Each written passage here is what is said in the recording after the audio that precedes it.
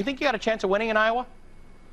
Those odds sound pretty good, so I guess we certainly do have a chance, but I think we have a little bit of work to do. We still have a couple weeks, and so I think we're in a good position, and I'm really enjoying it because I think the American people have come around to believing that government's not our answer, and my offer of the freedom philosophy is something that is very attractive. All right, you actually want to close a lot of federal agencies, and there was an interesting poll in the Des Moines Register that I want to show our viewers.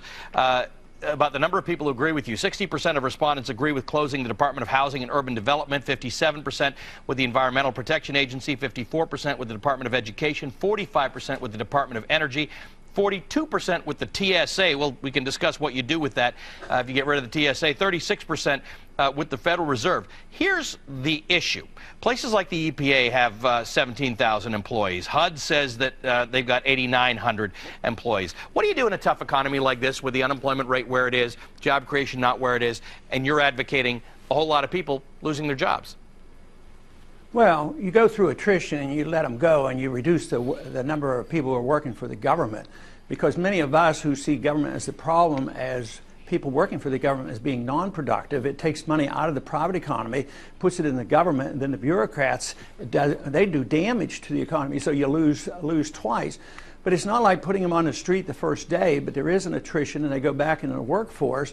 But we've gone through periods like this, and the example I've used frequently is after World War II. 10 million people came home, and we didn't have any work program, and all of a sudden they had jobs again because the government got out of the way. There's been some talk, again, resurfaced talk, about some things that you that were written in a newsletter under your name. I know you've started to address this, but in 2008, the New Republic, James Kirchick attributed some comments to you in newsletters where you referred to disturbances in Washington's Adams Morgan as animals taking over the D.C. Zoo, referring to African Americans. You said that Martin Luther King seduced underage girls and boys. You talked about Ronald Reagan proclaiming annual Hate Whitey Day with Martin Luther King Day, and you advocated prohibiting AIDS patients from eating in restaurants.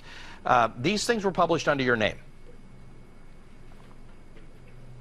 Yeah, but I didn't write them, and I disavowed them. Right, but you're a presidential candidate. That's tough, right? I mean, it kind of comes back to bite you that you made money off of things that were published under your name that were hateful and racist. Yeah, but this has been addressed for 20 years, and nobody accuses me of that type of beliefs or language. I'm a true civil libertarian, and I think people dig these up when people think that, oh, his economic policies are winning, his foreign policies are winning, his monetary policies are winning. So they have to dig these things up, which they really can't pin on me because they've been disavowed, and they are old, they've been rehashed. Just go back and read all the articles, and there's all the explanations. So yes, it wasn't good, and but I didn't write them, and those aren't my beliefs, so I sleep well.